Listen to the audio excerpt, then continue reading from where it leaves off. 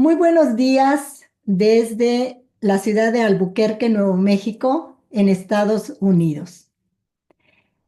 Estamos aquí reunidas para celebrar un libro, un volumen que desafortunadamente no tuvo la atención de la crítica en su momento. Me refiero al libro Memorias de Elena Paz Garro. Este libro se publicó en el año 2003, hace más de 20 años. Y es un volumen que definitivamente es una columna, forma parte esencial, vital, no solo de la literatura mexicana, sino que me atrevo a decir de la literatura universal. Como ustedes saben, Elena Paz Garro fue la única hija del matrimonio constituido por Octavio Paz, el poeta y ensayista, Premio Nobel de Literatura 1990, y de Elena Garro, una de las escritoras más importantes del siglo XX de la literatura mundial. Elena Garro se distinguió como periodista, dramaturga, novelista, cuentista, poeta, escritora de memorias y también de guiones cinematográficos. Cada uno de estos géneros que Elena Garro abordó, los renovó, los transformó. Y Elena Paz Garro, hija de estas dos figuras sumamente talentosas, también nos dejó un acervo muy importante. Elena Paz se distinguió como poeta y también como escritora de memorias. Como poeta, Elena Paz publicó 3 poemarios. El primero apareció en Madrid en el año de 1991, gracias a la presencia, a la instancia de Clara Janés, poeta que, si mal no recuerdo, es una poeta catalana. Ellas fueron muy amigas. Las Helenas conocieron a Clara Janés en Madrid en los años del exilio en 1979. En 1991, gracias a Clara Janés, Elena Paz publicó su primer poemario con el título de Criaturas de la Noche.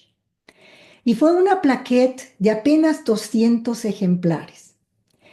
Estos poemas de Elena Paz reunidos en Criaturas de la Noche fueron escritos originalmente en francés y los tradujo al español Elena Garro. Entre las dos, o sea, Elena Garro y Elena Paz, ¿no? Pero parece ser que la primera, digamos, el primer bosquejo, la que estuvo más, digamos, trabajando esa traducción fue la madre, ¿no? Elena Garro. Y al año siguiente, a finales de 1992, principio de 1993, apareció el segundo poemario de Elena, bajo el título de Onyx, en París, en esa ocasión con sus poemas escritos en francés. Y ambos poemarios tienen el prólogo del escritor alemán Ernst Junger. Y Ernst Junger, también a instancias de Clara Janés, fue quien prologó estos poemarios. Y bueno, es realmente un texto extraordinario, el de Ernst Junger, sobre la poesía de Elena Paz.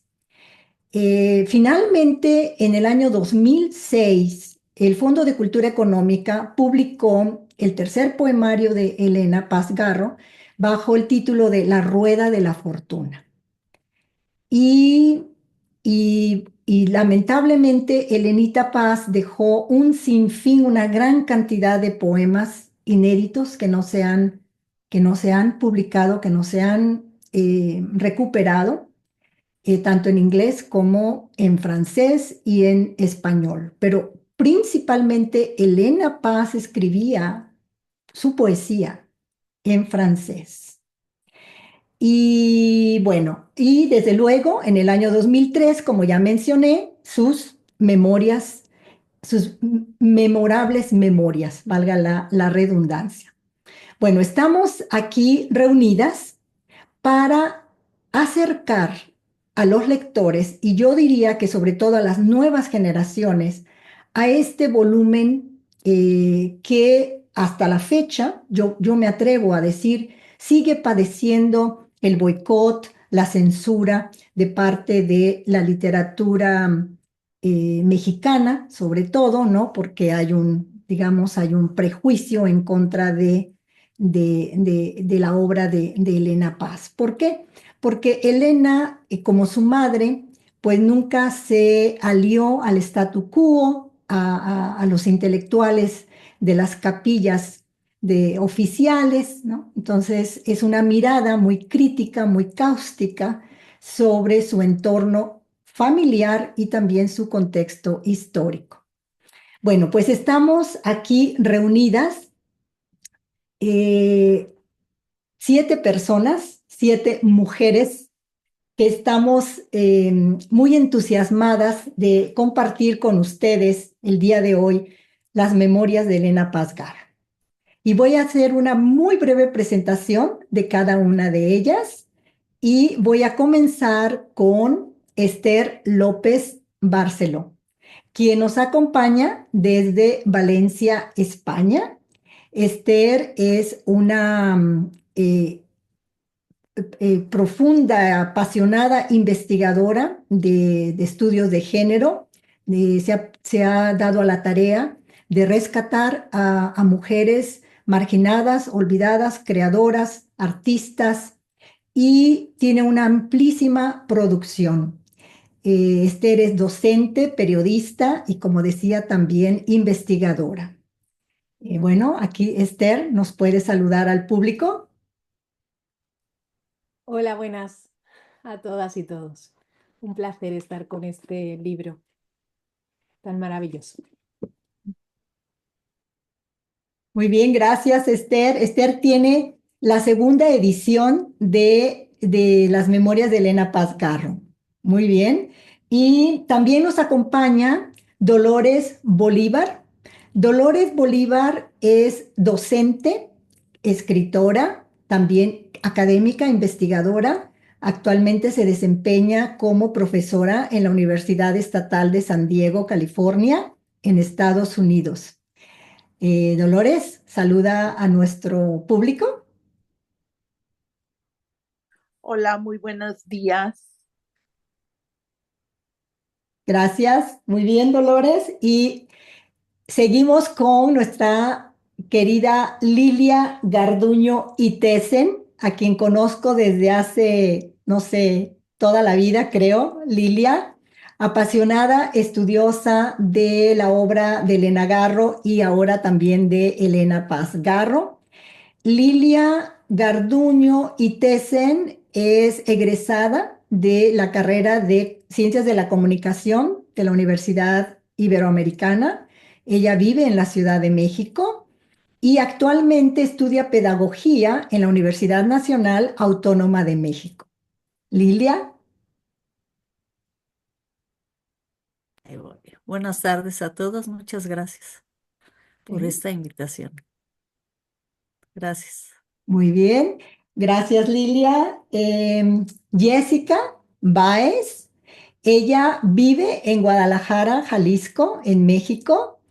Lilia es periodista y también una apasionada historiadora del arte y desde luego también de la escritura de mujeres que han abierto brecha, que nos han abierto brecha para para poder tener voz, ¿no? Mujeres que en su tiempo estuvieron marginadas o que fueron vilipendiadas, ¿no? Jessica, como todas a las aquí presentes, estamos en el camino de darles voz a esas autoras, ¿no? Bueno, nos saluda Jessica. Hola, muchas gracias. Gracias por la invitación, Patricia, y pues es un placer estar aquí compartiendo con ustedes. Gracias, Jessica. Y Patricia Segura Silva. Patricia Segura Silva, tuve el gran placer de conocerla hace no mucho tiempo, ¿no? Patricia es muy joven, es mi tocaya y ella vive actualmente en El Paso, Texas, es docente, crítica literaria y Patricia hizo su tesis de la maestría sobre el teatro de Elena Garro. Ella es egresada de la Universidad Autónoma de Ciudad Juárez. Adelante, Patricia. Muchas gracias de nuevo por la invitación, maestra, y sí, con mucha emoción vamos a hablar de las hermosas garrianas. Muy bien, muchas gracias. Y por último, tenemos a Paz Ferrer. Paz Ferrer es originaria de Costa Rica, pero en estos momentos vive aquí en Albuquerque, Nuevo México, en donde yo también radico. Ella es alumna de la maestría en el Departamento de Estudios Chicanos en la Universidad de Nuevo México. Y también estudia con mucha pasión no solo a las escritoras del siglo XX, sino también a las escritoras del siglo XIX, a las decimonónicas, a esas pioneras que les dieron, bueno, que fueron fundamentales para las escritoras vanguardistas del siglo XX. Paz. Saludos a todos y muchas gracias, Patricia, por la invitación. Muy bien. Bueno, pues aquí estamos ya todas muy contentas para compartir con ustedes estas memorias de Elena Paz. Lo que hemos decidido hacer, este grupo de entusiastas de Elena Paz Garro, es seleccionar, cada una de nosotras seleccionó un pasaje de las memorias de Elenita y le va a dar lectura, lo va a comentar de manera ininterrumpida. Vamos a darle fluidez al evento para que no haya interrupciones, ¿no? Para que las memorias de Elenita Paz Garro fluyan como un río, ¿no? Como un río poético, que nada lo detenga y que como en una corriente de conciencia ustedes vayan escuchando estos recuerdos de Elena Paz Garro. Así es que cuando cada una de las participantes termine con su colaboración, le cederá la palabra a la siguiente colega, amiga, compañera. Bueno, pues sin más, sin nada más que agregar, vamos a dar inicio a nuestro programa. Esperamos que lo disfruten y cedo la palabra a Esther López Barceló.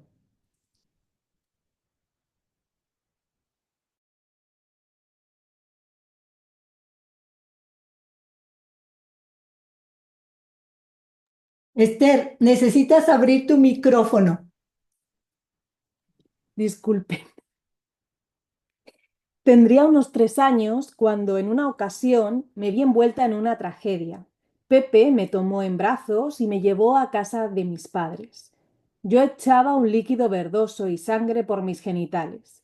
Era un domingo y estaba toda la familia Garro. Mi tío Albano, el hermano menor de mi madre, de entonces muy joven, mi abuelito José Antonio, mi abuela Esperanza y mi tía Deva con Guerrero Galván, su esposo, sin contar a mis papás. Llamaron enseguida al doctor Bucart, un pediatra suizo que se ocupaba de mis primos y de mí cuando por casualidad yo estaba en casa de mis padres. El doctor se alarmó mucho. Esta niña ha sido violada repetidamente y además tiene una gonorrea ya antigua. Mi abuela Pepa y Pepe quisieron acusar a mi tío Albano. Mi abuelo José Antonio, que pertenecía a la pequeña nobleza asturiana, un señorito digno y con mucha autoridad sobre los seres vulgares, los contuvo. De esta casa no se mueve ningún hombre, dijo con energía. Nos vamos a hacer todos la prueba de la gonorrea. Pepe, viéndose atrapado, respondió con cinismo. Es inútil. Yo la tengo hace años y es incurable. Y casi corriendo, junto con Pepa, se largó de la casa de Saltillo. El imbécil No sabía que ya había cura para la gonorrea. Entonces me quedé con mis padres.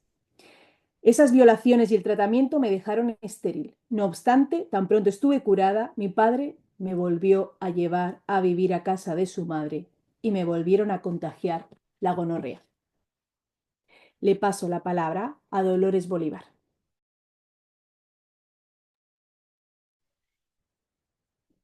Mi madre y yo llegamos a un campito aéreo desierto a las 6 de la mañana. Ahí estaban los 4 pasajeros y el piloto. Nos pesamos y por fortuna no rebasamos ni un gramo el peso permitido en la avioneta, que parecía de juguete. Mi madre abrió su maletín de viaje y se dio cuenta de que mi padre, por distracción, había tomado el de ella y le había dado el de él con su pijama, rastrillo y demás. Estaba furiosa. El viaje en avioneta resultó sumamente peligroso. Si yo me levantaba, el aparato se inclinaba varios metros. Aparte que no alcanzaba a sobrevolar la Sierra Madre y andábamos en un laberinto de montañas. El piloto era un loco, pero muy hábil.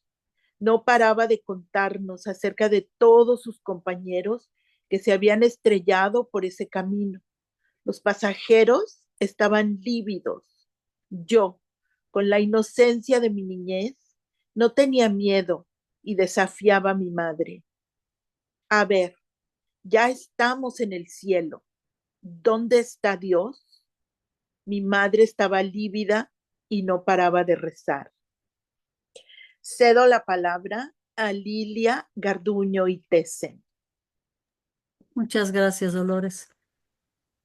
Era un hombre del cual emanaba una extraña melancolía, eso que los alemanes llaman Sehnsucht, nostalgia de algo que pudiera haber sido y que nunca fue, o de algo bello y maravilloso, pero fuera de nuestro alcance.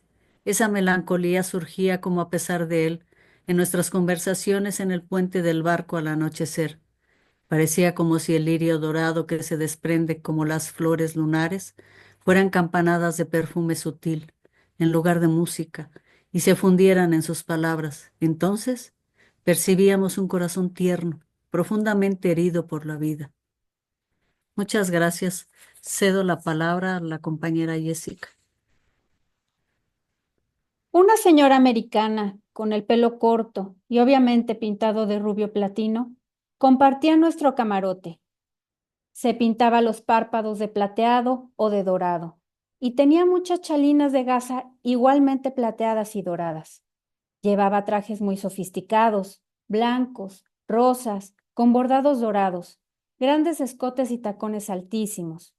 Mi madre, cuya única prenda elegante era su traje sport, de cuadros cafés y blancos, zapatos bajos, y el pelo rubio y lacio hasta los hombros, me parecía vestida de colores neutros, sin brillo, y mucho menos guapa que la americana.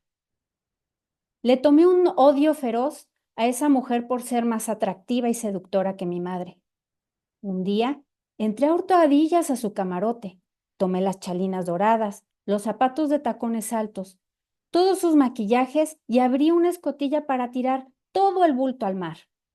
En la noche hubo un drama. La señora no encontraba sus prendas y estaba desesperada. ¿Quién pudo haber robado mis joyas? Ay, si los diamantes eran falsos. Y lloraba. En la casa de mi abuelo José Antonio aprendí los rudimentos de la educación y se me había enseñado a no mentir nunca. Desafiante, encaré a la señora. Yo tiré sus cosas al mar. La señora se escandalizó. ¿Qué niña tan monstruosa tiene usted, my poor lady? Y usted tan dulce. Le cedo la palabra a Patricia Segura Silva. Bien, la parte que voy a leer ya es una etapa donde Elena habla de su madre, habla de la relación con su gran amor y de lo que ocurría también con su padre Octavio. Le dice Anita Karner, se dirige a Octavio y dice: Octavio, ¿para qué quieres vivir con Elena? ¿Para torturarla? Mi padre estaba pálido, permaneció callado y no cejó.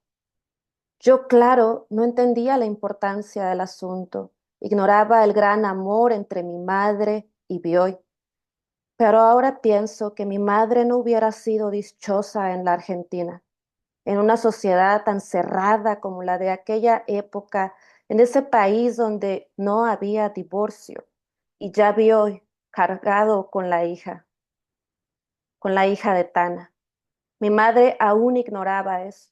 La verdad, quién sabe cómo le hubiera ido. Cedo la palabra a Paz Ferrer. Gracias. Segmento perteneciente al periodo de la familia Paz Garro en Japón, 1952. Entonces, ella me relató que, al llegar hasta Takashimaya, vio que el stand de las bicicletas estaba junto al de los kimonos. Y lo que le llamó la atención fue un niño japonés, precioso, de unos 12 años, que se subía entusiasmado en una bicicleta roja. Le daba vuelta al stand y luego la dejaba muy triste, sin comprarla. Antes de que se fuera el niño, mi madre, que era muy curiosa, se le acercó al empleado de las bicicletas y le preguntó en inglés. El empleado, por fortuna, lo hablaba. ¿Por qué el niño no compraba la bicicleta? Señora, es un niño muy pobre, tiene varios hermanitos y su madre es viuda de guerra, pero su pensión no alcanza. El sueño de este niño es la bicicleta, porque le han ofrecido un puesto de mensajero en una tienda donde ganaría dinero para mantener modestamente a su familia. Pero necesita la bicicleta y no tiene el dinero para comprársela. Es muy triste, pues viene todos los días solo a contemplarla. Mi madre decidió, enseguida, comprarle la bicicleta. Mi padre aceptó de mala gana, pero le puso como condición que entonces le compraría un kimono de vieja, mucho más barato. Con lo que sobrara, se le regalaría la bicicleta al niño. Le cedo la palabra a Patricia Rosas Lopati. Muchas gracias, Paz. Bueno, pues la anécdota o el pasaje que yo seleccioné gracias a la recomendación de Dolores Bolívar, porque ella no podía decidirse por la anécdota que ella les compartió, que es cuando la familia Paz Garro en 1943 salen rumbo a Estados Unidos y viajan de Chihuahua, ¿no? Hacia Estados Unidos en avión, hacia California, hacia Berkeley. Y esta es la anécdota que nos compartió Dolores. Y ella también tenía mucho interés en compartir esta que voy bueno, a compartirla con ustedes. Esta escena es posterior a la de Japón. Ellos estuvieron en Japón unos 4 meses aproximadamente, la familia Paz Garro, en 1952. Y a finales de 1953 es cuando los Paz Garro regresan a la Ciudad de México. Y en enero de 1954, ya reinstalados en la Ciudad de México, los Paz Garro, Octavio Paz, Elena Garro y su hija Elena Paz, vivían en un departamento en el viaducto alemán en la Ciudad de México con insurgentes. Y Elenita, voy a hacer una pequeñita introducción para poder entender la anécdota. Elenita cuenta que en ese periodo de enero de 1954, Luis Buñuel, el cineasta español, asistía a su departamento, a la casa, casi todas las noches cenaba con ellos, acompañado desde luego por su esposa. Jean. Pero un día, en ese periodo, su madre y su padre tuvieron un pleito terrible y Octavio Paz las corrió de la casa, a la madre y a la hija. Las expulsó del departamento, típico de Octavio Paz. Y entonces a Elena Garro como no tenía dinero, dijo, bueno, pues vamos a ver a Luis Buñuel, a ver si me presta dinero para irnos a un hotel. Y se dirigieron a la casa de Luis Buñuel.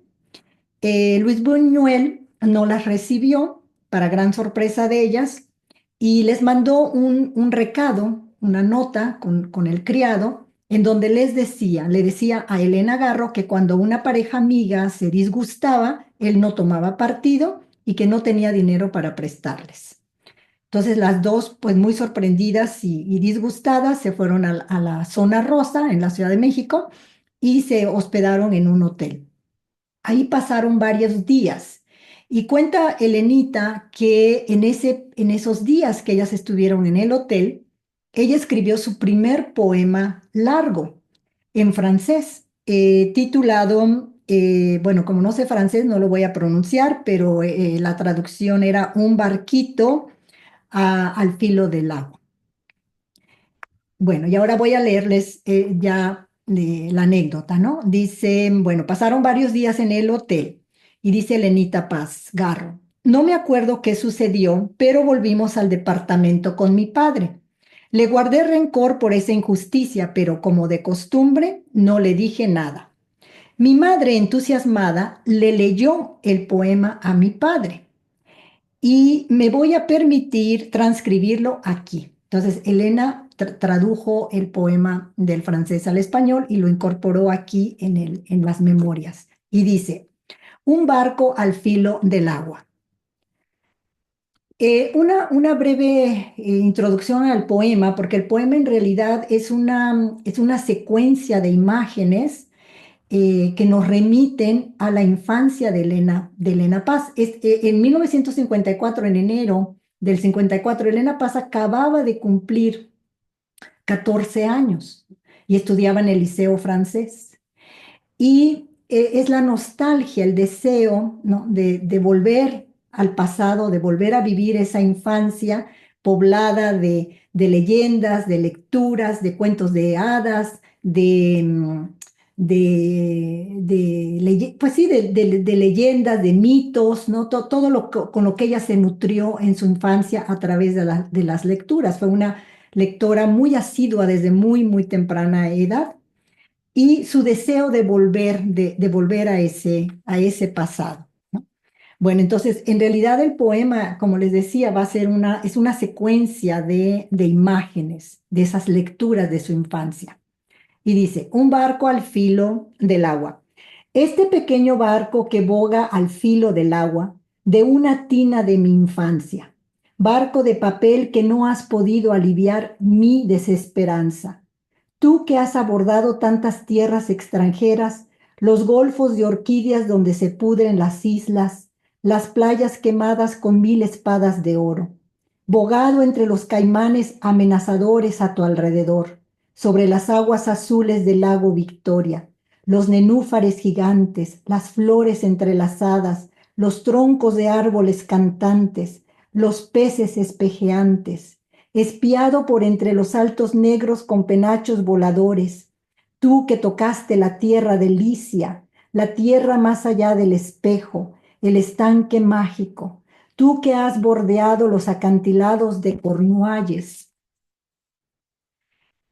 Entrevisto a Tristán, su alta silueta en la bruma, Melusina dando un grito agudo de lo alto de las torres de su castillo, y el puro Galahad y el rubio Parsifal, tú que navegaste entre enormes paredes de hielo, mirando fijamente por el ojo globuloso de los reptiles del mar, entre sus colas ondulantes y enormes que provocaban abismos negros y fríos. Tú que has desafiado las tempestades de tierra nueva entre los pescadores silenciosos, pero endeble como un listón de seda azul, Una espiga de trigo columpiada por el viento se fue a pique tu quilla, vuelto otra vez papel periódico. No supiste hacerme tocar la orilla verdadera. Ahora que soy grande y que debo vivir mi vida, meter las manos en el juego mezquino de los compromisos, te ruego, enséñame el camino del espejo para pasar del otro lado. Enero de 1954. Y luego dice Elena, mi padre, o sea, después de que la madre le termina de leer el poema, dice, mi padre alzó los hombros, hastiado, y dijo con displicencia, se fusiló el barco borracho de Rambo. Yo ni siquiera había leído a Rambo, pues no figuraba en el programa del liceo. Pero cuando mi padre dijo eso, busqué el libro y leí el poema. No le encontré parecido. Sin embargo, no sé por qué me repugnó el autor. Muchos años después, en el prólogo que me hizo Junger, donde me comparaba de manera muy favorable con Rimbaud, quedé asombrada y leí a este poeta. Me encantó. Y claro, me pareció muy superior a mis poemas. Bueno, entonces ahora yo quisiera que cada una de ustedes comentara su pasaje, el por qué eligieron ese pasaje y que lo contextualizaran y su relevancia. ¿Qué les parece? ¿Sí? Entonces cedo la palabra a Esther López Barceló. Bueno, el pasaje que yo he elegido es el que inicia el libro y me parecía de justicia, digamos, honrar la memoria de Elena Paz, dejando que fuera ese primer recuerdo el que ella cuenta ahí, por muy terrible y tenebroso que sea, porque si lo decidió es porque era importante para ella y porque además me parece de una valentía asombrosa, que empezara directamente por la narración de las violaciones que sufrió siendo niña. También porque me interesa mucho que en el contexto de género en el que vivió Elena Paz Garro, bueno, es fundamental para entender cómo evolucionó su vida, ¿no? Y cómo estaba atravesada por multitud de violencias, ¿no? Esa violencia sexual que sufre cuando es una niña y que además no es defendida por su propio padre, que la vuelve a llevar al lugar en donde ha sido violada, y que efectivamente se repite la tortura, ¿no? Me parece muy interesante también para ver hasta qué punto la desidia y la dejadez de Octavio pudo llegar, ¿no? Hasta esta situación criminal de permitir que a tu propia hija la violen en la casa de tu madre, ¿no? Porque era el marido que tenía en ese momento su madre el que violaba a la niña.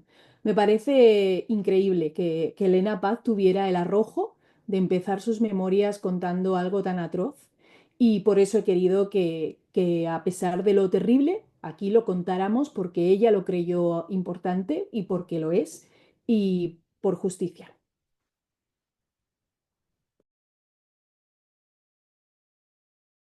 Muchas gracias, Esther. Dolores. Bueno, para mí el libro, este libro de memorias me parece como una probada del gran talento de Elena Paz, y sobre todo que es un fragmento de su vida contado de manera muy directa, muy sucinta. A veces te da la impresión que son apuntes que están siendo reconfeccionados al momento de editar el libro. Me gusta mucho la mirada retrospectiva de la niña, que es ahora ella, cuando lo escribe ya es una adulta, pero recupera esa memoria del avión. Yo casualmente viajé, yo pienso que fue mi primer vuelo a la misma edad, a los 5 años, y yo lo recuerdo con mucha claridad. Yo no necesito que me cuenten ese vuelo, o sea, yo lo puedo contar retrospectivamente con mucha claridad. Entonces yo puedo ver la memoria de ella y también me gustó mucho su referencia a Dios. Ella también en este volumen de memorias va a convertirse al catolicismo por un padre que conoce a través del Liceo Franco-Mexicano. Elena y yo fuimos a la misma escuela con una distancia tal vez de más de una década, pero pues esa escuela, el Liceo Franco-Mexicano, era una escuela que no cambiaba, era una escuela muy icónica del ambiente capitalino mexicano, de la élite, de cierta élite, porque pues digo, hay los colegios católicos, los colegios que son de por sí ya muy elitistas, pero el liceo tenía esta cuestión que ella describe muy bien en el libro de hijos de diplomáticos, gente que había viajado, gente que pasaba por México, y bueno, el denominador común era hablar francés. En ese pasaje que cita Patricia, me gustó mucho la evocación las continuas evocaciones que ella hace de sus cursos de literatura, porque en el liceo francés estudiábamos literatura con mucha profundidad, mucha más que la de cualquier otra escuela, y me gustó mucho la referencia a Humboldt, esta, este desdén del padre por ella va a salir muchas veces, y también la complicidad con la madre. Es una complicidad, sin embargo, que llega a ser cuestionada por ella a diferentes etapas de su vida, donde vemos que la reta continuamente. Entonces a mí me gustó mucho ese reto del pasaje donde yo leí que le dice, bueno, ya estamos en el cielo, a ver, ¿dónde está Dios? ¿No? Porque una de las grandes contradicciones que Paz se va a encargar de restregarle a Elena Garro en la cara es que era católica, que tenía una base católica, como casi todos los mexicanos tenemos, y la renegamos de ella. Entonces, como ella no renegaba, pues siempre la va a acusar de ese catolicismo, que además la hija no tiene como de una manera eh, soslayada como para complacer al padre, ¿no? O sea, rehusar el catolicismo de la madre.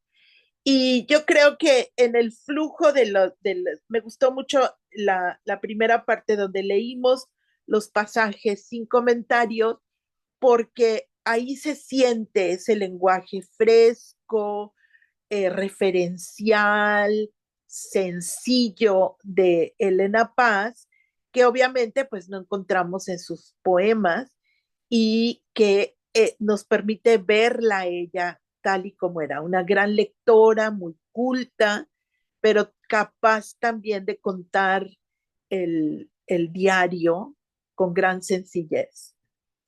Y bueno, le voy a ceder la palabra a Lilia Garduño y Tessen para que siga con los comentarios de situar su pasaje. Muchas gracias, Dolores.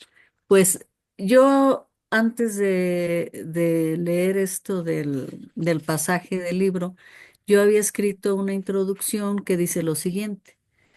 La parte de las memorias que seleccioné trata del primer viaje a Europa que Elena Paz hace acompañada de su madre. Elena Paz Garro narra cómo su padre Octavio Paz trabajaba en el servicio diplomático y que fue enviado a París para presentar cartas credenciales como tercer secretario.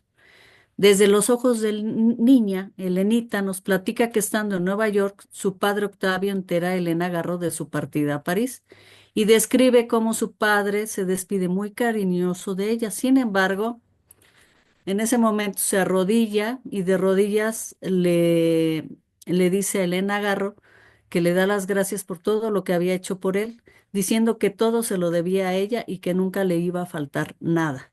En ese momento, la abuela Esperanza le dice a su yerno Octavio Paz que hacía muy bien en agradecerle a su esposa, que tan buena había sido con él. Elenita comenta en sus memorias que Octavio no quería a su suegra, pero en ese momento se contuvo y no dijo nada y salió del departamento.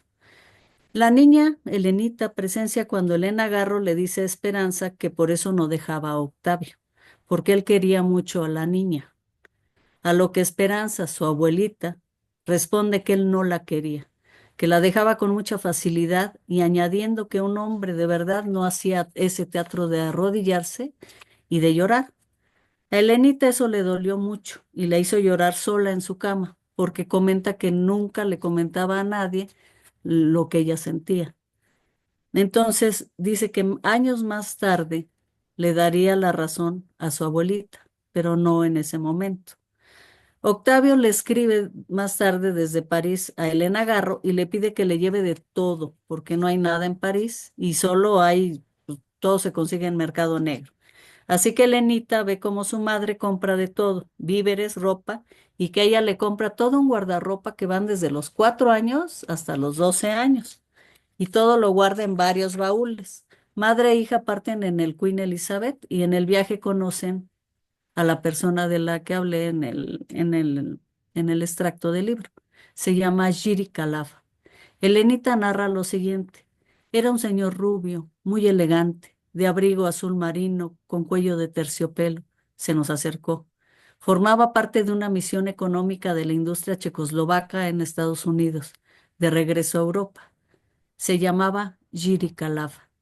Durante el viaje, Giri les contó su vida y cómo siendo un niño de 8 años, amaneció llorando un día, un 7 de julio, la fecha en la que había nacido 8 años después, la que sería el amor de su vida y con la que nunca se llegó a casar, porque ella se había casado con un hombre muy poderoso y que siempre la amenazaba con quitarle a la hija si es que ella decidía dejarlo. Elenita y su madre conviven con Giri, que les platica que tiene una esposa y 2 hijas pequeñas que le esperan en Europa. Cuando el barco llega a Francia, Elenita y su madre conocen a la esposa y a las hijas de Giri. Una de las hijas tenía 8 años. Elenita la describe como niñas muy delgadas y recuerda cómo Giri le dice a su madre que una de ellas nunca ha probado el jamón. Describe cómo su madre le pide a Giri Khalaf bajar uno de sus baúles y acto seguido ve cómo la abre, le da el jamón a la niña que él lo ve como algo mágico proveniente de otro mundo.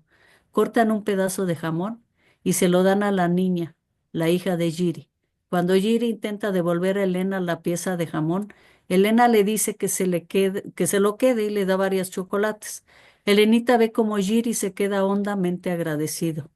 Elenita escribe que Giri y su familia partieron a Checoslovaquia y un año después Giri Khalaf llegó a París con un surtido increíble de piezas del más fino cristal cortado de Baccarat, fruteros, platos hondos y un sinfín de cosas. Él decía que era para agradecer aquel jamón.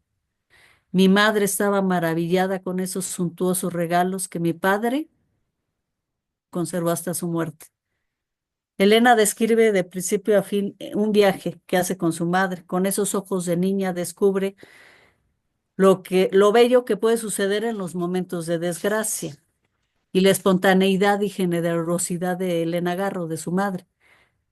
Elena Garro tenía una gran respuesta para las personas que estaban en desgracia, enfermos o caídos. Eso marcó profundamente a Elenita, y desde esos ojos de niña percibe el respeto al otro que somos nosotros mismos. Y en sus memorias dice que Giri Khalaf respetaba a su madre, como solo se puede honrar a otro ser que ha sufrido como uno mismo. Y añade que al recordar eso le provocó una profunda tristeza por su madre. Por eso elegí ese extracto, porque siempre mantuvo esos ojos hacia la belleza y ese reconocimiento hacia la bondad, a pesar de todo lo que vivió. Y se reconocía en su madre, se reconocía en Giri Khalaf. Muchas gracias. Cedo las palabras a la compañera Jessica.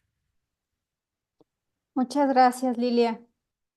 Pues precisamente el párrafo que yo elegí fue cuando Elena era niña, tenía la edad aproximadamente de 6 o 7 años, y fue justo lo que nos acabas de escribir, Lilia, que bueno, Paz le escribió cartas a Elena Garro para pedirle que ella y su hija lo alcanzaran en París, por lo que se embarcaron en el Queen Elizabeth. Justo después, esto que nos narraste, Lilia, más o menos es lo que viene sobre este evento que la verdad a mí me llamó muchísimo la atención. Se me hizo muy conmovedor y muy curioso de parte de Elena Paz, que precisamente esto nos hace entender cuál era la simbiosis que existía más adelante ya en la adultez entre Elena Paz y Elena Garro. Este fragmento que les narré sobre el incidente, bueno, ocurrió más o menos en la estadía en el barco rumbo a París, cuando ella tenía, habían dejado Nueva York. Entonces, considero que es un dato muy significativo, ¿no? Espero que, bueno, esta anécdota que es bastante interesante, les quiero citar un poquito sobre lo que le dijo después su mamá a Elena Paz. Eh, ¿Por qué hiciste eso, chatita? La niña contestó mirando a la señora, porque usted es más guapa que mi mamá y me da mucho coraje. Entonces la señora, al escuchar eso, la americana, eh, en vez de enojarse con la niña, pues al revés, o sea, se soltó a reír, ¿no? Entonces decidió que fue un halago de la niña hacia la americana, porque al parecer, bueno, esta Elena Garro tenía 30 años menor que la americana, entonces se me hizo muy curioso.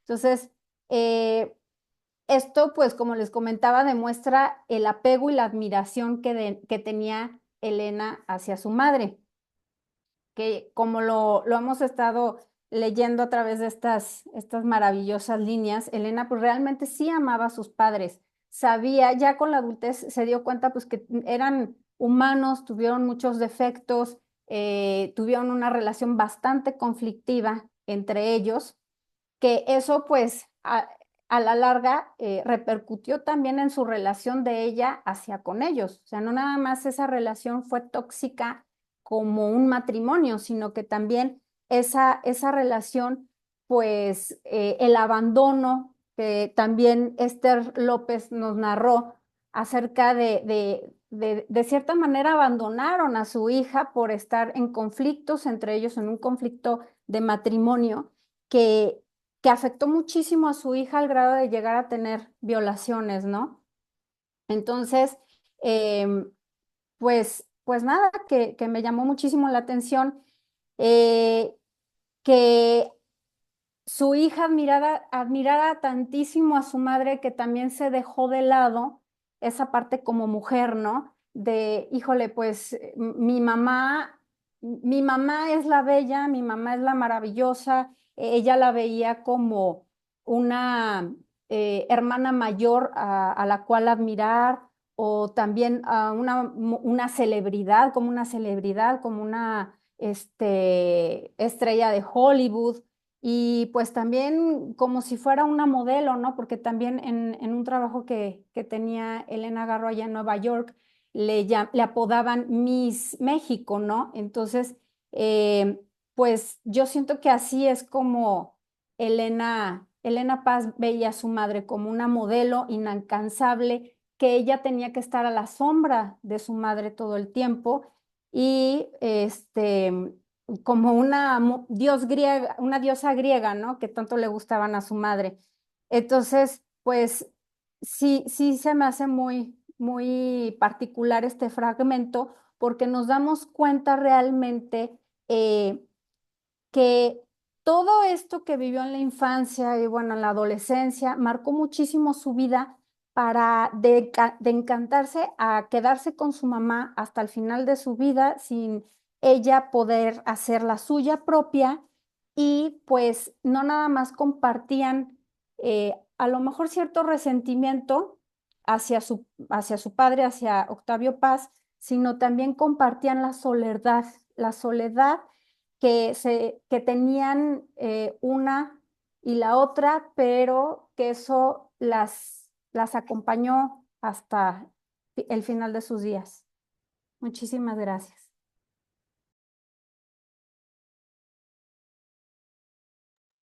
Muy bien. ¿Quién? Patricia, ¿verdad? Sí, adelante. Sí, bueno, voy a hacer el comentario del por qué este pasaje de las memorias de Elenita, porque creo que en esta parte ella ya como una mujer más madura intenta, número uno, denunciar aspectos de la vida amorosa, de la vida amorosa de su madre, de entenderla como mujer. Y esa denuncia y ese intento por reivindicar esos recuerdos que ella tiene de esas relaciones de Elena Garro, me parece fundamental para también entender todos los posteriores ataques de lo cual va a ser pues la víctima, en este caso directamente orquestada esta serie de difamaciones pues, por Octavio Paz. En esta parte de las memorias, Elenita nos cuenta cómo ella recuerda que tenían planeado un viaje a Argentina, ella y su madre, pues su madre iba a ir a visitar a Adolfo Bioy Casares, pero que cuando se entera, Octavio Paz ya sabía, y hasta cierto punto, claro que pues él siempre estaba defendiendo, ella lo cuenta, las relaciones abiertas y vamos a decirlo así, la los poliamorosos, ¿no? Amores poliamorosos, él tenía también una serie, ella ya sabía también que su padre había tenido una serie de amantes, etcétera. Entonces, en ese sentido, creo que Elenita intenta denunciar la hipocresía de su padre, ¿no? En el último momento le dice a Garro, ¿sabes qué? Ya cancelé los boletos y no se van. Y la niña, Elenita, o sea, bueno, recuerda con mucho coraje que ya incluso ya no sabía todo esto, ¿no? Pero estaba con mucho coraje porque ella tenía la ilusión de ir a Argentina. Ya después vuelve a explicarnos y nos dice el coraje que le da de saber que su madre, el único tal vez amor, lo único que la mantuvo un poco más todavía viva como mujer, era ese amor tan intenso, tan hermoso de alguna forma también con Bioy Casares y nos denuncia también la hipocresía de una sociedad, por ejemplo, en Argentina, sumamente puritana y en la cual era imposible lograr el divorcio. Y otra cosa que denuncia Elenita Paz, es la cobardía de Bioy Casares. Porque bueno, claro que en todo este libro de sus memorias está evidenciando, está denunciando la figura de su papá, o sea, que nos guste o no, sigan habiendo muchos fanáticos de Paz, está muy bien, pero creo que se olvidan de ser objetivos y ella nos ha estado constantemente en cada etapa de su vida denunciando la serie de ultrajos de las que las dos, como ya han dicho mis compañeras, han sido pues, las víctimas. Entonces, en esta parte también me gusta y la elegí porque denuncia también la falta de valor para amar, la falta de valor para amar de Adolfo Bioy Casares, porque pues para ella, independientemente de que la sociedad argentina, que no sé qué, que el divorcio, que estaba esperando una niña, pues eso fue también Adolfo Bioy Casares, un hombre que le faltó, a lo mejor sí, amó muy intensamente a Elena Garro, pero le faltó demostrar de verdad con valor, con bríos, en público y reconocerla y darle su lugar a su mamá. Entonces me gusta eso, por eso este pasaje, porque Elenita defiende a su madre y sabe que lo que va a decir va a ser fuerte, porque estamos todavía en tiempos donde hablar de la otra, de la que aparentemente está haciendo un daño, pero bueno, no se ven todos los puntos de vista. Que fue, por cierto, una relación de cartas muy larga, o sea, ella también dice, creo más adelante, que fueron como unos 20 años por lo menos que se mantuvo Bioy y Elena en cartas y hay una frase que no quedó en ese párrafo, pero dije, la tengo que decir porque la dice Elenita, dice, siempre era mi madre la que tenía que abandonarlo todo. Entonces, eso también nos, pues nos duele, le llena de coraje a ella como hija y dice, pues ya basta, ¿no? Ya basta de que siempre sea mi madre la que se va al ostracismo, la que tiene que callar, tiene que pasar penurias y luego todavía estas difamaciones públicas, estos ataques de su padre, que va a empezar a partir de este momento, que se opone rotundamente al amor. No hay que decir amorío, es que es el amor entre esta pareja. Se opone tanto que empieza a orquestar su serie de difamaciones en contra de la salud mental de Elena Garro. Entonces también eso es muy importante para mí que elegí por lo cual elegí esta parte. Pero bueno, aquí está mi comentario, cedo el turno a Paz Ferrer. Muchas gracias. En mi caso, escogí el segmento por 3 razones. En primer lugar, porque hace un dibujo o descripción, un contraste entre las figuras de Octavio Paz y de Elena Garro por medio de sus acciones, sin necesidad de adjetivarlos, de calificarlos como buenos o malos. El lector puede hacerse una idea. Vemos a una Elena Garro humana, sensible, siempre capaz de empatizar con las personas marginadas por una u otra razón, que decide hacerle este regalo, ¿no?, al niño de la bicicleta, que iba a significar un sustento para su familia. Y por otra parte, a un Octavio Paz castigador, en el que cualquier acción de su hija o de su esposa que se saliera de lo que él ordenaba iba a implicar un castigo, ¿no? En este caso, te compraré un kimono que no te guste, aunque pueda comprar las dos cosas, ¿no? Porque era un embajador que en ese momento estaba muy bien ubicado, o un diplomático que estaba muy bien ubicado económicamente. En segundo lugar, porque este segmento nos muestra a una Elena Paz como una mujer de mundo, conocedora de múltiples culturas y respetuosa de todas ellas. En otra parte del libro, muy cercana a esta, Elena Paz menciona que ella en otra vida debió ser japonesa, porque sentía una gran admiración, un gran amor por esta cultura, a pesar del poco tiempo que pasó en Japón. Y como sabemos, por su poesía, por estas mismas memorias, también por otros idiomas y culturas como la cultura francesa, por las letras en inglés, en alemán. Y finalmente, porque tanto este segmento como todos los que se han leído aquí nos muestran a una Elena Paz que era sumamente habilidosa a la hora de narrar, ¿no? Como memorista, capaz de evocar imágenes y épocas y de como vernos como lectoras y como lectores. Cedo la palabra nuevamente a Patricia Rosas Lopati. Muchas gracias, Paz. Pues en el caso yo creo que hay una buena conexión aquí entre lo que acaba de mencionar Paz y mi pasaje, porque efectivamente en el pasaje que les compartí, vemos la diferencia entre Octavio Paz y su hija, ¿no?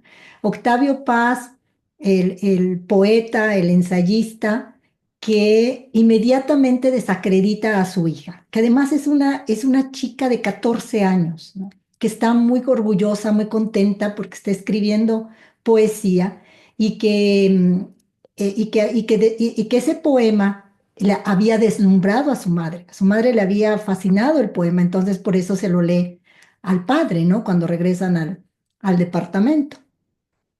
Y el padre, en lugar pues sí, perdón, valorar, ¿no?, a esta chica que está incursionando en la poesía, de estimularla, de estimular su escritura, inmediatamente la humilla, ¿no?, al decir que se había plagiado el poema, uno de los poemas de Rimbaud. Y por otro lado, vemos a Elena Paz, que en ese momento, claro, a los 14 años, sufre inmensamente el rechazo del padre Y ya de adulta, ¿no? Muchos años después, en los 90, que es en 1990-91, es cuando ella recibe el prólogo de Junger, cuando Junger la compara con Rimbaud. Entonces ella va a leer a este poeta y dice, bueno, pues me di cuenta que los poemas de Rimbaud eran superiores a los míos, es decir, la humildad, ¿no? La sencillez, completamente lo opuesto a Octavio Paz, que siempre fue un hombre muy ególatra, muy narcisista, muy prepotente, arrogante y bueno, con ese aire de saberlo todo, ¿no? Entonces, vemos nuevamente ahí estas personalidades opuestas, ¿no? Y lo que padeció efectivamente Elena Paz Garro, que no pudo desarrollar su talento, ¿no? Su inteligencia, su brillantez, como debió haberlo hecho. Bueno, pues con esto cerramos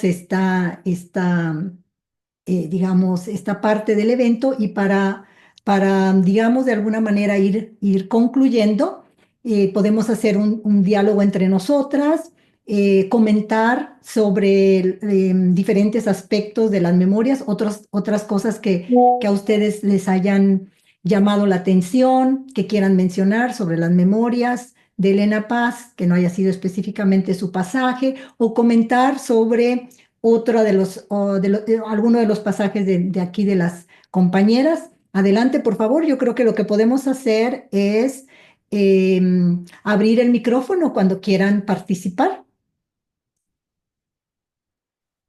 Yo quiero hablar hemos hablado mucho de la figura de Paz. Yo pienso que a lo largo de estas memorias, ¿no? Que van, es como un mosaico de momentos y de personajes en la vida de Elena Paz. Me gusta muchísimo cómo ella capta eh, lo tóxico de algunas personas. Por ejemplo, la abuela Pepa, esta mujer que era una mujer dura, sin expresiones de cariño. Y yo, uno de los pasajes que consideré era cuando ella está enferma y la abuela va a cuidarla y ella despierta como entre la inconsciencia y la conciencia y la alcanza a ver que la está viendo con odio y luego pues abre mejor los ojos y la abuela se da cuenta y cambia hipócritamente la mirada. Yo pienso que esta recurrencia de los personajes que la dañan es muy importante en las memorias. Y me gusta que ella, en cierta manera, lo ficcionaliza, no lo trata como con toda la crudeza que tiene, porque hay pasajes en que el papá la sobaja, habla con las amigas mal de ella. O sea, el papá hace cosas terribles contra la hija. Y yo no puedo imaginar, yo tuve un padre duro, pero no lo puedo imaginar hablando mal de mí con mis amigas. Esa referencia a un día en que se pone del lado de la que le trataba de robar el novio. O sea, siempre como sobajándolas a las dos, porque eran como un binomio inseparable y esa complicidad es lo que siempre él reprueba. Él odia esa complicidad entre ellas. Y sin embargo, ella es a la vez también crítica de la madre, como ya se ha dicho aquí mucho, ¿no?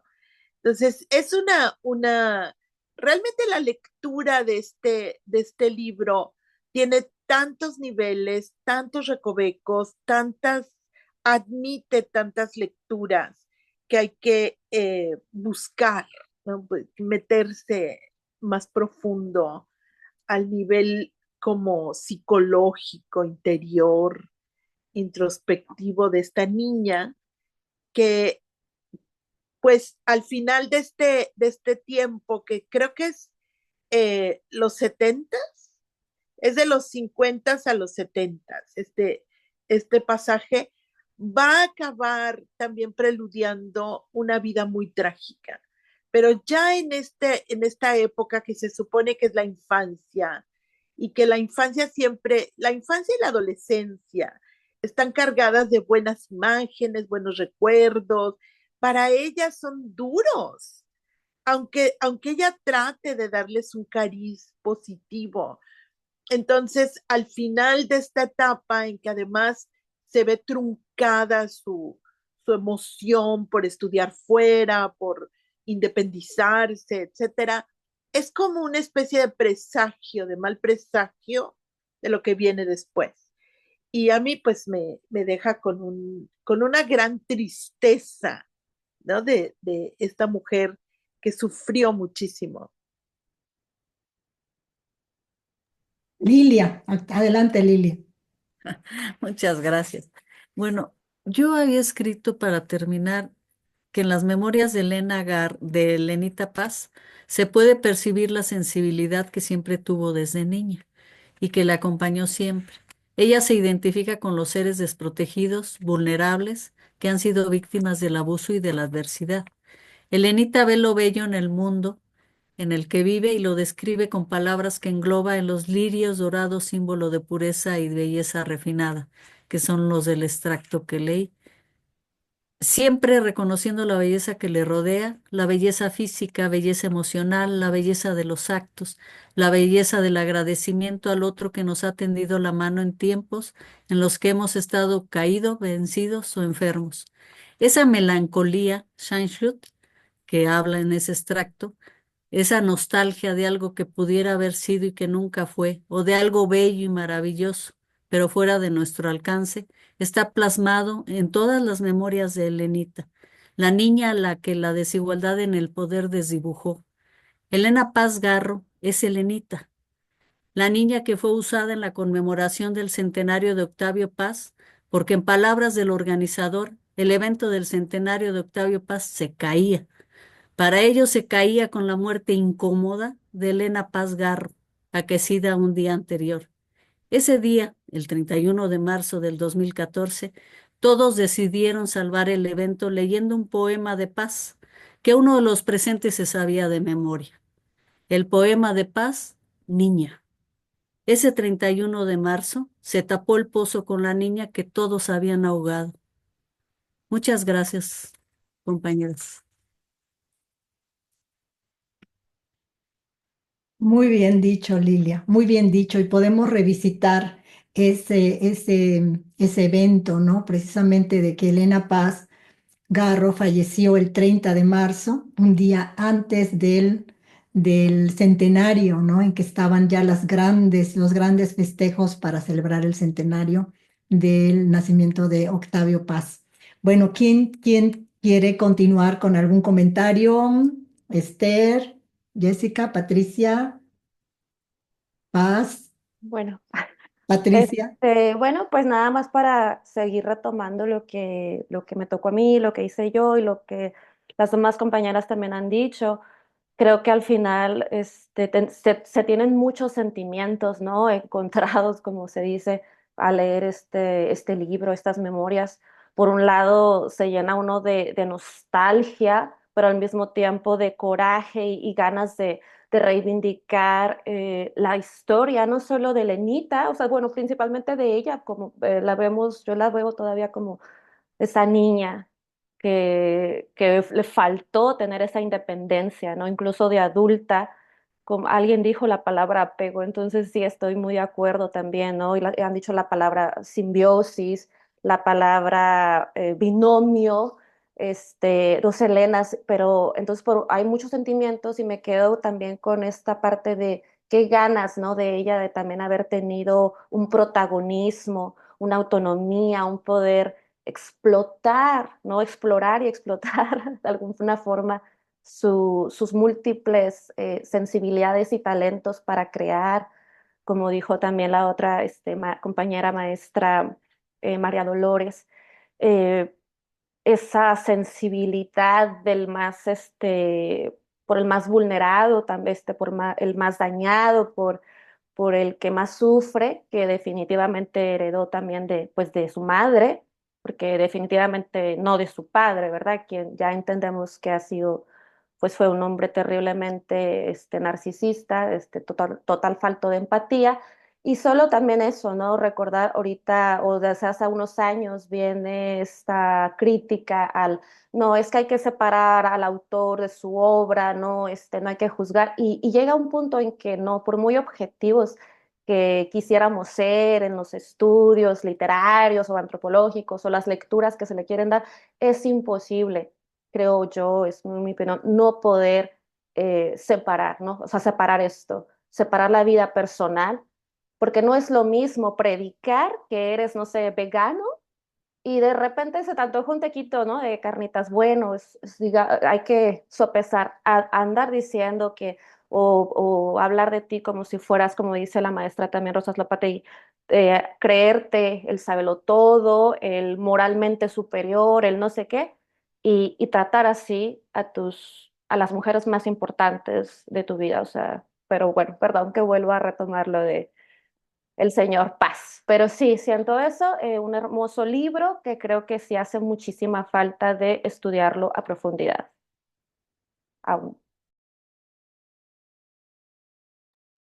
Esther, Paz, Jessica, Paz. Em, alrededor en el libro y sobre todo en la niñez de Elena Paz, se nota una rebeldía positiva, ¿no? De cuando se pelea con sus primitos, ¿no? Siempre quiere pues defender a su mamá y a ella misma y desarrolla como esta rebeldía, ¿sí? Para defenderse del mundo que la rodea. Entonces yo quisiera preguntarte a ti, Patricia, que la conociste personalmente, ¿cómo era Elena Paz en persona, teniendo una plática con ella? Bueno, pues yo creo que era así tal cual ustedes la han descrito muy bien en esta percepción al leer sus memorias, ¿no? Yo he comentado en varias ocasiones que precisamente pudimos acercarnos allá en 1991, cuando las Helenas regresaron a México después de casi 20 años de exilio y que regresaron a México, que les hicieron bueno, le hicieron una serie de homenajes a Elena Garro y de reconocimientos, y yo tuve la oportunidad de estar y de participar en esos eventos en Monterrey. Y precisamente pudimos, mi compañera y yo, que íbamos exclusivamente para conocer a Elena Garro y para entrevistarla, etcétera, pudimos acercarnos a ella gracias a Elena Paz. Porque Elena Paz era así, muy sencilla, muy humilde, era todo lo contrario al padre en el sentido de que para acercarse a Octavio Paz tenías que hacer cita previa y era así como un monstruo sagrado al que era imposible entrevistar, acercarse a él o de una manera casual, sencilla, saludarlo incluso, ¿no? Em, y las Helenas eran todo lo opuesto, ¿no? Siempre fueron así, tal cual lo describe Elenita en sus memorias, ¿no? Entonces, gracias a ella que nos dijo, no, hombre, vénganse mañana temprano al hotel. Yo les abro la puerta para que hablen, para que platiquen con mi mamá, porque no nos dejaban acercarnos a Elena Garro, todos los funcionarios, ¿no? Las funcionarias. Entonces, cuando llegamos al cuarto de hotel y que tocamos la puerta, eran las 7 de la mañana, Elena Garro estaba dormida y Elenita nos abrió la puerta y dijo, mamá, mamá, aquí están estas chicas que quieren hablar contigo. No las dejan hablar contigo, mamá. Aquí están. Y así, con esa sencillez, abrían la puerta de su apartamento o de donde estuvieran para conversar, ¿no? Entonces era así, eran muy sencillas las dos. Ujú. Jessica. Sí, gracias, Patricia. Bueno, pues todo lo que hemos escuchado aquí en voz de ustedes ha sido bastante importante. También considero este libro realmente una obra maestra Se dice mucho que el talento no se hereda, pero yo creo que aquí sí, Elena Paz sí lo heredó de ambos padres. No quiero decir que lo superó, pero sí lo siento yo, en mi perspectiva, que sí lo heredó. Y sobre todo encuentro este libro muy honesto de parte de ella. El, no es fácil escribir sobre la vida de uno, no es fácil escribir sobre los traumas de uno y mm, yo percibo que también ha de haber sido bastante complicado, de verdad. Yo creo que en más de una página de haber derramado alguna lágrima o bastantes. Y también me llama mucho la atención que en algunas de sus páginas leí que ella lo que buscaba era que su madre fuera feliz. Entonces, y no nada más con atenciones, no nada más siendo la sombra de su madre, sino además ella, ella estudiaba sobre el psicoanálisis con Jung, con Freud, bueno, con varios especialistas del psicoanálisis. Entonces, como siempre se ha sabido también que los hijos dan la vida por los padres. A veces uno cree que los padres damos la vida por los hijos, pero en realidad es al revés. Los hijos dan la vida por sus padres. Y en este caso siento que Elena Paz dio la vida por su madre.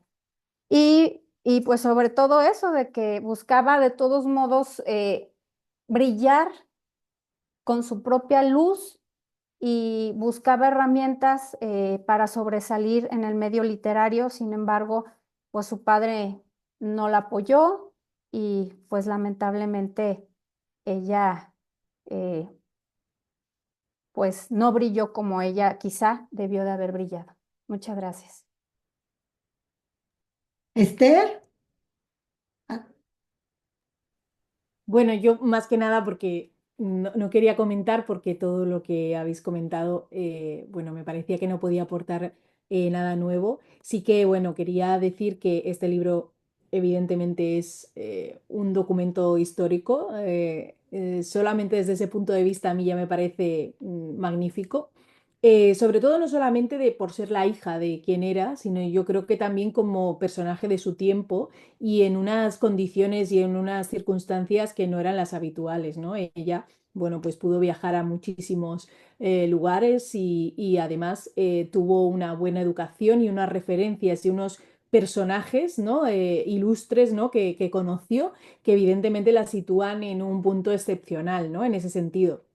Al mismo tiempo, eso también la hizo ser superviviente de múltiples violencias, como hemos dicho anteriormente, sobre todo por ser la hija de Octavio, porque Octavio pues, era el victimario, ¿no? Que las tenía completamente a su merced, ¿no? A las dos Helenas. Me parece súper interesante pues, esa simbiosis de la que he hablado con Patricia en otras ocasiones, ¿no? De cómo ellas vivieron contra Octavio o sobrevivían contra Octavio y eso las hizo ser una sola, ¿no? Y yo creo que para Elena Paz efectivamente fue muy difícil ser ella misma, aparte de su madre. No sé si ella considera que lo logró en algún momento, yo creo que en toda su vida fue prácticamente es un apéndice de su madre y su madre supongo que sentía y por lo que los libros que he leído en donde también ya sabéis que su obra es muy autobiográfica, la de Elena Garro, que ella siempre decía que lo que no es vivencia es academia, ¿no? Como decía Ortega y Gasset, y que ella en todas sus obras, ¿no? Lo que nos hace es una radiografía de situaciones que ella tuvo que sufrir, ¿no? Y en muchos casos también aparece Elenita, transmutada con otros nombres, ¿no? Como solía hacer Elena Garro.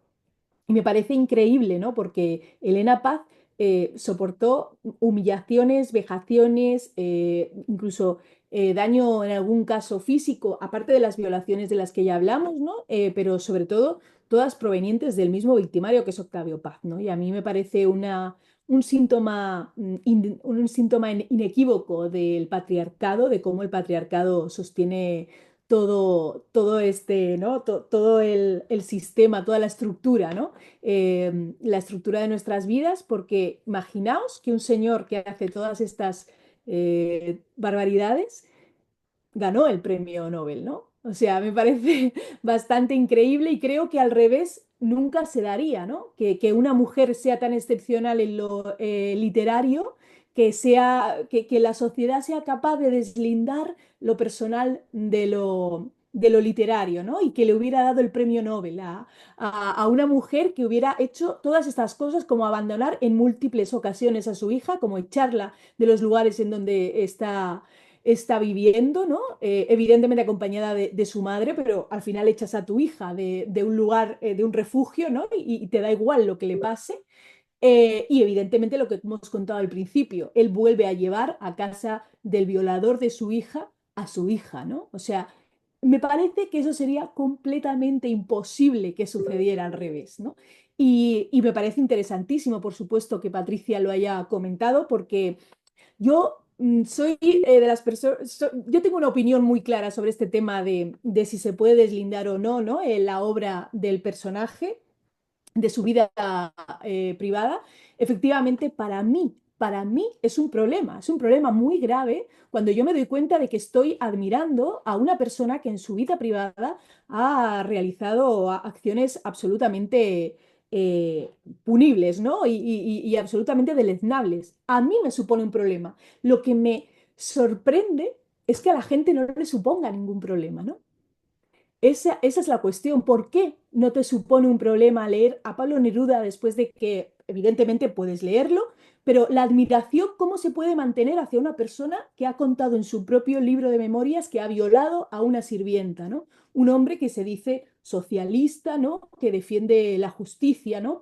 La justicia social, y sin embargo es capaz de violar y violentar a una mujer que está a su servicio y además de abandonar a su propia hija que tiene una discapacidad, ¿no? Desde que nace y las deja vivir en la pobreza y se olvida completamente de que tenía una hija, ¿no? Por ejemplo, Pablo Neruda, ¿no? Quiero decir, yo evidentemente puedo seguir leyendo, puedo seguir viendo películas de Woody Allen, puedo seguir leyendo, ¿no? Por supuestísimo, puedo decir qué frase tan bella, pero yo no puedo admirar a alguien así. Claro que me supone un problema, porque para mí es muy importante la ética, ¿no? Y evidentemente admirar a personas que no hayan sido bárbaros, ¿no? Esa es un poco la cuestión y perdonad porque no me quería extender tanto. No, muy bien, Esther, magnífico. Se tenía que decir y se dijo y lo dijiste muy bien. Muchas gracias. ¿Alguien más, por favor? Adelante. Bueno, en este caso de la figura patriarcal y cómo la percibe la sociedad, porque no es solamente admirar, sino mantener al punto del fanatismo a un ser detestable que incluso ya muerto, ya el muerto proyecta en esa secta que lo sigue el absurdo de creer que la hija se murió el día en que iba a querer opacarlo. O sea, esa, esa, ese absurdo es terrible. Y yo a propósito de pues he estado leyendo mucho este libro así en fragmentos y metiéndome aquí, metiéndome allá, todas esas capas que tiene. Me puse a leer, después de hablar con una amiga acerca de la vida de Las Paz en Francia, me puse a leer un pasaje donde hablan de que van en un avión Octavio Paz y Marijó, y ella le pasan una forma, esa forma que uno llena, donde te piden tu nombre, tu ocupación. Y cuando le preguntan a ella la ocupación, ella lo voltea a ver a él y le dice, ¿qué pongo? Y él le contesta, musa. Yo tenía ganas de vomitar cuando leí eso, porque esa era la mujer que él esperaba haber encontrado en Elena Garro. Y trató de moldearla de esa manera y como no pudo, pues la odiaba, la detestaba. Yo digo, ¿cómo puede existir una mujer así? Una mujer tan sumisa, tan nula, que primero que donde le ponen ocupación, tenga que preguntar, ¿qué pongo? Y luego que ponga musa. O sea, no, terrible, terrible. Y algo que es muy importante de este libro, yo pienso que este libro podría ser una excelente lectura para un curso de salud mental, porque lo que les pasa a ellas a lo largo de su vida y sobre todo al finalizar estas memorias y todo lo que vino después, pues era vivir problemas de salud mental desatendidos. Ellas deben de haber pasado por hambre, soledad, penuria, y algo que a mí me enternece mucho de estas primeras memorias que ella tiene de Francia y que después van a repetirse cuando ellas van a vivir a Francia, cuando ella trabaja en la Embajada de Francia, es que ellas siempre tuvieron una enorme depresión, porque no era solamente el patriarca que las repudiaba, sino toda la sociedad, esta secta de fanes que siempre quiere acaparar, ¿no? Y pues celebramos la muerte de Elena Paz Garro. Hay que decir, se murió no para opacar al maldito padre, sino porque estaba enferma. O sea, terrible, terrible cosa. Bueno, pues queridas amigas, colegas, yo creo que es tiempo de cerrar nuestro programa. Podríamos pasarnos aquí el resto de este domingo, domingo 16 de febrero, en el que estamos recordando, celebrando, homenajeando la gran destreza de Elena Paz Garro como narradora, como relatora de sus memorias. Vamos a despedirnos tal vez con una frase, una palabra de cada una de ustedes. ¿Cómo incitarían, cómo instigarían a las nuevas generaciones para que se acerquen a este libro, ¿no? Brevemente, un par de palabras, un par de frases y ya, y nos vamos y nos despedimos. Em, Empezamos con Esther López Barceló, vamos en el orden acostumbrado, ¿sí? Adelante, Esther. Bueno, para mí Elena Paz y Elena Garro eh, son misterios, son enigma. Eh, Digo estas cosas porque creo que es efectivamente el hecho de que hayan estado soterradas todo este tiempo y toda su obra hace que se conviertan en eso, en algo misterioso, algo enigmático. Y me parece que es seductor para que cualquiera tenga interés en adentrarse en sus historias. Dolores. Yo también creo que hay magia, hay mucho que descubrir y pues recurriendo a un símbolo que a ellas las hizo más humanas, más también cuestionadas por los demás, eran como gatos, tenían un montón de vidas, una libertad muy grande y nos incitan a entrarle, ¿no? Esas vidas, a esas que en inglés son 9 vidas, en español son 7 vidas, las 7 vidas de un gato. Excelente, Esther y Dolores, excelente. Lilia. Pues yo lo animaría a que leyeran a las dos Helenas. En este caso estamos hablando de Elenita Paz, porque son muy generosas al compartir toda esa vida que vivieron y cualquier tema que quiera uno abordar está ahí. el esoterismo, la poesía, la historia y todo el mundo bello y que es posible alcanzar. Y hablan desde el campesino hasta los reyes, que se codearon con todo el tipo de personas. Yo creo y me atrevería a decir que ahorita en esta época sería muy, muy difícil encontrar este tipo de personalidades, porque para empezar es un mundo que ya no existe. Y leer a Elenita es ver la resiliencia del ser humano y lo abominable que decía esta Sabina Berman en una entrevista que la desigualdad en el poder borra al niño y lo estamos viendo en estas memorias, ¿no? Entonces, muy enriquecedoras las dos, muy enriquecedoras las memorias de Elenita. Yo por eso invitaría a que se acercaran y la leyeran. Gracias a todas.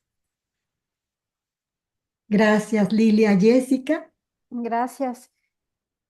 Pues sí, no quiero ser muy repetitiva como con lo que ya dijeron mis compañeras, pero sí, yo también considero que acercarse a la obra de Elena Garro, a la obra de Elena Paz y por qué no también a la obra de Octavio Paz para también nosotros forjarnos realmente ver las diferentes disyuntivas entre cada tipo de escritura, de pensamiento, de sentimiento, pero sí, Elena Paz Garro, sí, realmente este libro dejó un legado muy importante, como ya comentaban mis compañeras, para leer cualquier cosa que uno se le antoje discernir, ¿no? Ya sea psicoanálisis, ya sea historia, ya sea ciertos personajes de la historia que también ella, con los que convivió mano a mano. Muchas gracias. Gracias, Jessica. Patricia. Bueno, por estas razones que han dicho y además porque creo que es un libro que si no le hace a usted sentir algo de empatía, no le crea una conciencia de lo que es la indignación por las injusticias sociales y también en el ámbito de lo privado, que en algún punto claro que también se convierten en un problema social por la magnitud. Si no es así, entonces pienso que hay que verlo como una alerta roja. Entonces, para mí sería un libro muy importante para lo que decía también la maestra, aparte de un libro de resiliencia, una muestra de fuerza, de fortaleza interior, y aparte del talento que tiene, no solo como narradora, sino es muy poético su libro también. Me encanta eso. Gracias. Gracias por la oportunidad. Gracias, Tocaya y Paz. Yo creo que el libro encierra en sí un universo narrativo y de personajes más allá de la familia Paz Garro. Hay una gran galería de personajes de la época. Al final el libro trae un índice de personajes y las páginas en las que aparecen. También de los libros que leyó Elena, de los lugares a los que fue, de las películas que vio. Así que como lo han dicho, es en ese sentido un tesoro, ¿no? Un mosaico de ideas y de temas desde donde acceder como lectora o lector. Muchas gracias, Paz. Pues precisamente por eso decíamos, ¿no? Desde el inicio de este evento, que es un libro fundamental, esencial, vital, al que debemos de acercarnos, no solamente como parte del acervo de la literatura mexicana del siglo XX, sino de la literatura universal, ¿no? Precisamente por lo que acaba de comentar Paz, que es un mosaico, ¿no? Es decir, el libro no solamente atañe a la vida privada, sino a un contexto histórico sumamente amplio, ¿no? O sea, la primera anécdota, la que nos narró Esther, cuando ella es violada a los 3 años, que tuvo lugar en la Ciudad de México, aproximadamente en 1941, 42, ¿no? 43. Es decir, van estas memorias desde los años 40, bueno, va a terminar cuando ellos regresan a la Ciudad de México en los años 50. Lamentablemente, Elena Paz no pudo darle seguimiento a la segunda parte de sus memorias, que ella me comentó que las estaba escribiendo, estaban trabajando en ellas y recuerdo muy bien que me decía, Patricia, la segunda parte de mis memorias va a ser una bomba, una bomba. Y porque seguramente en esa segunda parte iba a abarcar el tema del 68. Y ella decía que iba a revelar muchas cosas que en vida su madre nunca se había atrevido a señalar, ¿no? Por miedo, por temor. Y lamentablemente, pues ya no hubo esa segunda parte de las memorias, ¿no? Bueno, pues queridas amigas y colegas, qué placer, qué enorme placer estar con ustedes y conversar y darle el lugar que se merece a Elena Paz Garro como en esta ocasión, como narradora, como relatora de sus memorias. Y ya nos encontraremos nuevamente porque hay que hablar en otra ocasión de Elena Paz, poeta. ¿Qué les parece?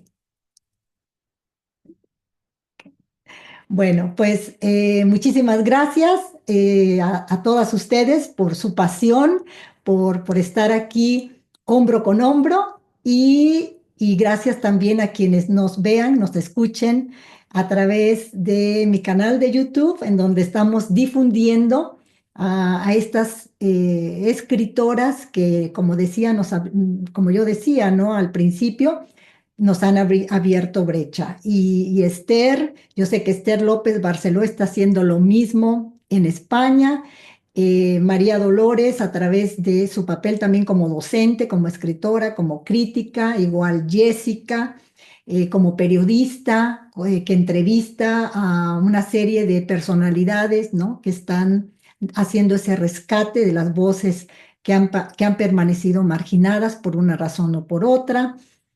A Lilia, que yo sé que tiene años, años, años estudiando, leyendo, trabajando, a Elena Garro y ahora también, por supuesto, a Elena Paz Garro, a Patricia, que espero que muy pronto o un día de estos publique su tesis de la maestría, que es excelente, en donde ella trabaja el teatro de Elena Garro desde una perspectiva muy, muy poco estudiada y que espero que muy pronto puedas publicar tu tesis, Tocaya. Y Paz, pues muchísimas gracias también. Yo sé que ella, bueno, Paz me contactó hace yo no sé ya cuántos años, Paz, precisamente porque estaba leyendo a Elena Garro. Y a mí me sorprendió muchísimo que una chica en aquel momento, Paz, yo creo que tendrías 19, 20 años, estabas por ahí, ¿verdad? Como 19 años o 20, y lo que me sorprendió fue que una chica de Costa Rica se hubiera leído ya a toda Elena Garro. Ya había leído toda su novelística, toda la obra publicada de Elena, su dramaturgia, ¿no?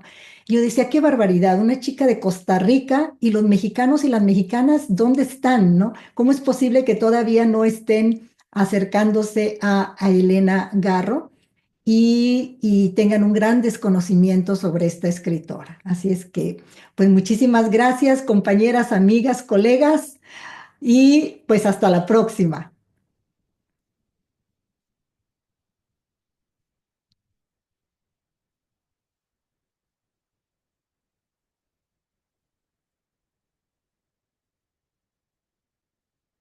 Mm.